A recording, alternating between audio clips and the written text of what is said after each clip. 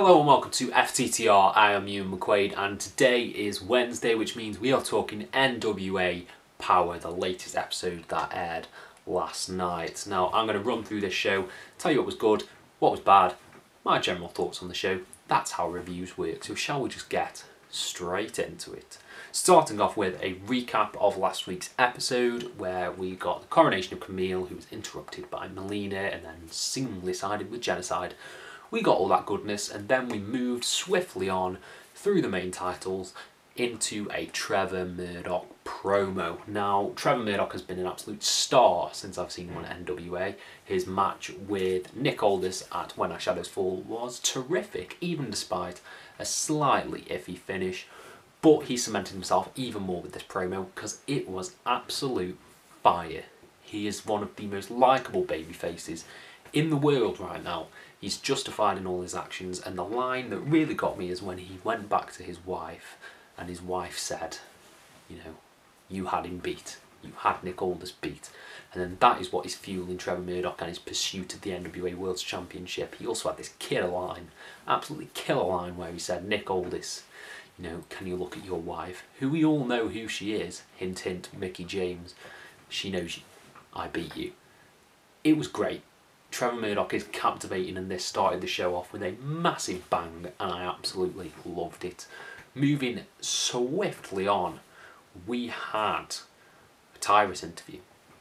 Now, I'm not much for Tyrus, I've said this a million times, not too into this story he's got with Black G's going on. Basically, it was a promo about Pope, where they were saying that Tyrus had him beat it when Our Shadows Fall, and Black G's is someone who presumably works for him, said that he'd like to meet Tyrus in the conference room to discuss some business. Tyrus said no, got the guy by the throat. It was all just entertaining, fillery stuff. I wasn't too much for this, to be honest, but they're going to meet in the ring next week. We'll see where it goes.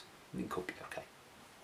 Next up, we got a three-way women's match between Kenzie Page, Genocide and Melina.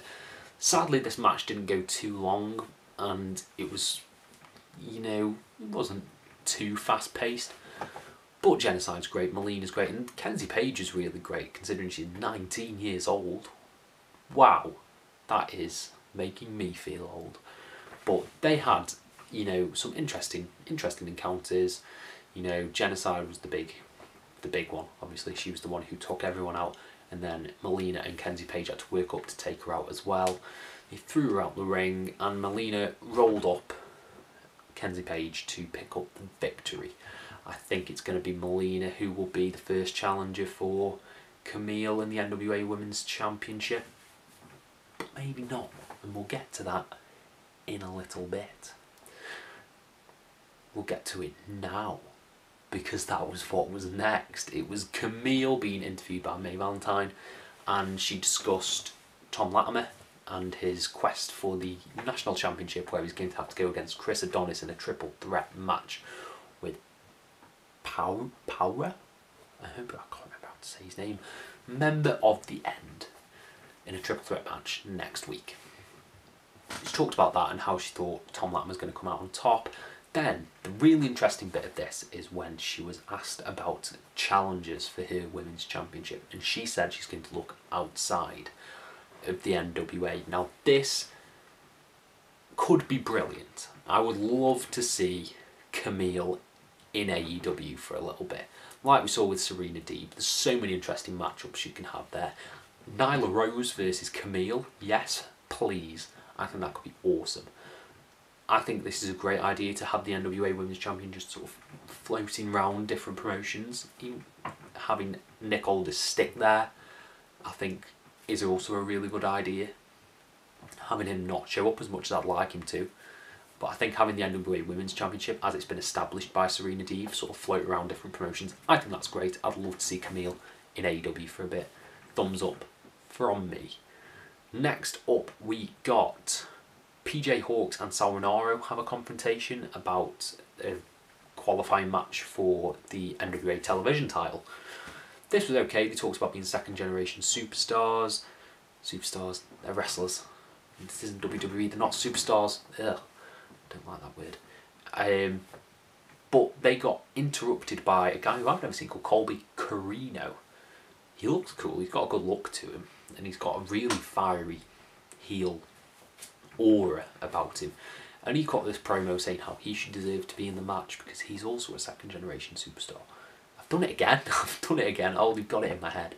Oh no. But yeah, this was okay, this was decent. I didn't think it built up the characters as much as they needed to, like Hawks and Corino. I feel like they really need a bit more elevation. Maybe we'll get it next week, but I'm not too familiar with either of their work. But yeah, I'm excited for the match. I think it'll be decent, and I'd like to see any number of those go against Pope personally. I think that would be great. Then we got a match between PJ Hawks and Aaron Stevens. Now, Stevens apparently said he wants to challenge Hawks due to his fiery promo that he cut earlier in the night. And this match didn't go too long, it went about 5 minutes, 5-7 minutes. But it just showed Hawks was really good. You know, a lot of flips, a lot of technical wrestling in there. But this match was all about the ending where we were interrupted by La Rebellion, who took everyone out. They took absolutely everyone out. And then they went to the desk. They went to the, you call it the desk? The promo area. They went to the promo area and they cut a promo on Stevens and Kratos saying that they want the gold. They want the NWA Tag Team Championships. That's why they've come. Cut some of it in Spanish, some of it in English. They just look badass. I love that look. I think they're so cool. And I think they're a really fun addition to the NWA Tag Team division. Not to mention they've got a killer finisher to powerbomb with a diving backstabber. Awesome. Really great. Loved that. Next up we got a bit of a weird bit with NWA latest signing. I won't last too long on this. The guy with the mask got interrupted by Slice Boogie and Marche Rocket. This was just, I just don't particularly care about this, to be honest. I don't know who it's going to be. I want to see him make his in-ring debut, but he cut a promo. And yeah, end of the day. Next up we got an End versus Strictly Business promo. Now this really put over Tom Latimer. It really put over the idea that Strictly Business are going to work together in the triple threat match. And it was interesting. I think this is going to be a really fun match because it's got the bigger of the two out of the End going against two members of Strictly Business. So I think they could have a really nice dynamic in there. I just hope it goes quite long. I hope it give it some time. And let's not have it too overbooked. But yeah, they talk about the variations in the triple threat match and it was interesting enough. I'm excited for this match. I'm hoping it's going to main event next week. That's all I'll say. Then we got Pope joining on commentary. Always good to hear Pope's voice, considering he didn't have a presence much on this show. And we got the National Championship qualifier after that. We got JTG versus Fred Rosser versus El Rudo. This was really fun. All the guys in the ring are great. El Rudo's particularly great. I didn't realise how good he was. He was really, really fantastic in this match. He sort of worked against the other two. He was trying to play it up that he was their mate, but then no. But he did this really insane springboard blockbuster on the two of them. That was really fun. And JTG looks great, Rosser looks great. I believe Rosser's going to New Japan now, so we might not see him in NWA anymore, but JTG picked up the win with an awesome crucifix neckbreaker that he calls the Brooklyn's Edge. That was great. It was great. It was a really good match, this. It wasn't pay-per-view level, like some of the matches were at When Our Shadows Fall, but it was a really solid TV main event. And I think JTG is the one who may win the tournament as a whole. I'd love to see that. I'm loving JTG in NWA at the moment. And then he cut a really good promo at the end saying he's come for the gold. He's come for the national championship. And that's how we closed the show. It was a really fun show, this. I really liked a lot of it. The only downside for me is that the matches weren't really up to par. Aside from the main event, we didn't get too much great in-ring action. So for that, I will give it a 3.25, but I think some of the promos and stuff were really good. And we didn't get any Nick Aldis on this show either, which is also very odd. Assuming he'll be coming back next week. So yes, that is my thought. Those are my thoughts on last night's NWA Power. Let me know what you thought of the show down in the comments and I'll try and reply to every single one of you.